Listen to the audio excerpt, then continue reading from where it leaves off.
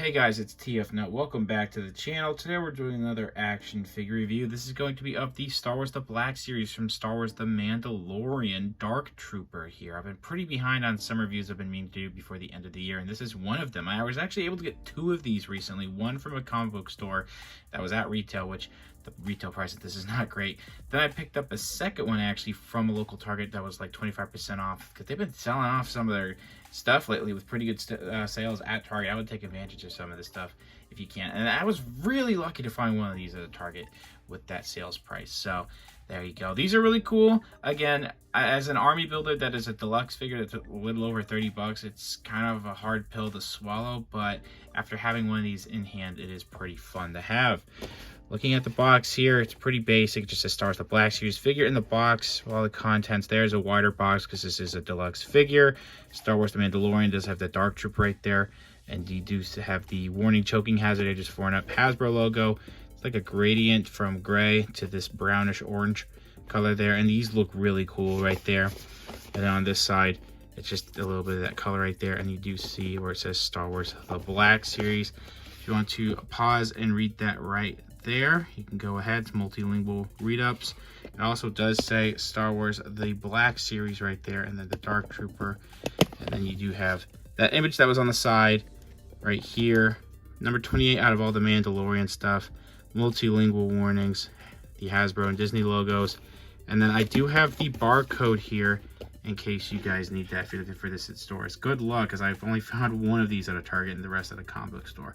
Let's go ahead and get this figure out of the packaging. And here are both of the Dark Troopers I own out of the packaging. And the good thing I got two, because I can show you one with the rifle in the hand and the other one there that you see with the fists. These are really sick, man. I really dig these. It's just, again, the price is a little iffy for an army builder like this.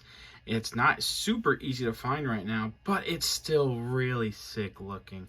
Let's go ahead and take a look at the accessories this figure comes with, and we'll take a closer look at the figure. Starting off with this rifle, I don't know exactly what the name of it is, but it is really sick looking.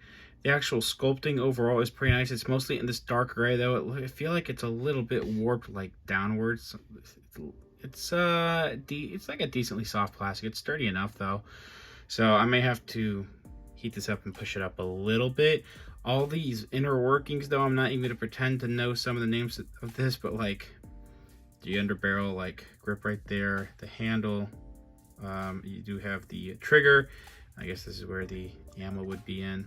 Again, sometimes with these Star Wars guns, I just don't know exactly what's where. I guess this would be reminiscent of a scope. The barrel, everything on this is looking really sick. Someone out there is going to know everything, single little thing about this gun and start cringing. So apologies for that. But we do have a little bit of silver right there. I do wish maybe we had a little bit of like silver dry brushing throughout this to give it a little bit of a better, just like a nice coat of paint on here. Then just flat gray plastic would be nice. But the overall sculpting is very solid. We don't usually get these in the Black Series line, but we have fists. I can't remember the last time we got alternate hands. Maybe Swamp Training Luke from Dagobah with that pack that came with that Yoda as well. I don't exactly remember, but these fists are really cool. We do have, these are pretty tiny, but we do have really nice like metal details. Though in terms of like the sculpting, just how the hands look, very metallic looking, very bulky, very mech-esque. Back of the hands, those panels look really good. All the again, some nice line details, some servos or whatever it would be in these fingers, really sick. One thing I do want to mention when interchanging these is that the wrist pegs, I'm going to use the one I put the fists in already. Hopefully I don't break this. The wrist pegs are really thin. You're probably going to want to heat these hands up before inserting them. Not this, the hands themselves. Even then, I don't know how well it's going to work. Just be ever so careful because of all the hinging going on here. You'll want to probably honestly do it like this, or just monitor as best as you can when interchanging these hands. And then there's like 2 notches in here.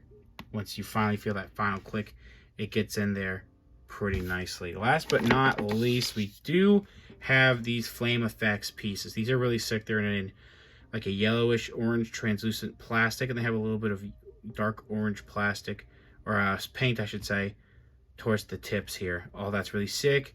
Great detailing. Actually looks like fire here. You have these little ball joints here because they plug into the bottom of the feet. You know, these work as, you know, peg holes for stands, but again, you pop those in there and you can move that around a little bit. It wants to pop out a little easily, but you just, you know, just take a look at it and move it ever so slightly, and you can make it move in different positions, which I'm not doing a great job with it right now. Just want to mention, though, if you have a Mandalorian's jetpack, these things can almost work. This is Axe Woves, and you can pop these in. They really only want to stay in one area when you move that in, and sometimes when you barely move them around, they will pop out. But, you know, you have a little bit of space in there, and the ball joint here, and all that works together actually really well. So you get 2-for-1 use out of this. So one thing I want to mention with this figure is this glossy black finish to the plastic. And I don't hate it, but I also don't love it. One thing, it's just my fingerprints want to rub off down there really well. So hopefully you guys didn't steal those somehow. I'm just kidding. This looks a little too plastic-like in person. Like, it just is obviously very plasticky, if that makes any sense. It's not very metallic looking, but it is pretty glossy and sleek in the show, just like it is here, so I'm not going to knock this too much. I really love how a lot of the details are done. Like, the overall sculpting is fantastic. There's no problems with sculpting, I think, at all. I really like the head sculpt especially. That red paint in the eyes is really nice. The glossy black plastic, it looks pretty good here too. All the mouthpiece, all these inner workings that whatever is, all this is going to be called, like in the mouth, around the what would be the chin and the jawline, all that looks really good. Looking at the back there, all those nice lines and panels looking great. I don't know if these like inner workings around the neck are supposed to look just black, or if they're supposed to be like some different colors of wires in there, but there is some detailing in there. It's not really, I think it's mostly, I don't see if it's wires, but there's a lot of metallic pieces in there, and they did a really good job actually sculpting all that. These pieces here are a little bit removed, so you can articulate those. And there's some panel pieces on the back too. Again, they take advantage of this, like of the smooth designs, to make this look pretty glossy. So, and it is pretty reflective. You can see the light in there, so it is rather cool. That might cause some problems with toy photography though, based on whatever kind of lights and what's being like. If they've your toy photos of this have your face in it, because if it's that glossy, that could be a problem. But we do have some nice panels and some whatever this is supposed to be in front here. A little bit of some red paint there, and it actually looks pretty good. It looks like there's no splotching there. On the upper biceps, you have these silver panel pieces looking good. On the side of the shoulders too, the nice silver. And what I like here is they have borrowed this system from K2SO and a couple other droids, where you have this this clear plastic piece in here to help with articulation, to make it still looks clear. To make that still look clear, I should say. So looking really good, and really good silver right here too. That's really clean. I think the black right here, you have to look hard enough, but I don't think they do a really good job separating the black paint where the silver meets. And then you do have the silver on the forearm, what would be the forearm, and then again, similar to the elbows here, you have it on the wrists. Then you have these hands that he comes packaged with. These like the panels around the fingers, all that looks great, very metallic looking. Again, they're rather small, but that's how they kind of looked in the show. And then the back panels on the hands look rather decent too. And that's just, you're only going to get the right hand with gun poses. The other hand is meant for holding underneath the rifle. And the stomach, this is probably my favorite part. I do wish there was an added ball joint in here, but you do have really good inner workings around here. The way that all this is, it looks like it's engineered with these pieces like being lifted up, and you have these pieces connected. Reminds me very much of like a T-800 from the Terminator series. That is, I'm sure a lot of you knew that, but I just wanted to clarify. This is very nice looking, and you have some nice silver paint on what I guess would be servos or something. And around on the front here too, just where there is paint, it does look really good. There's like no splotching. Maybe just ever so slightly they missed a little bit of it. Sometimes I prefer them miss a little bit of silver paint than go overboard, and then it goes over on something that shouldn't.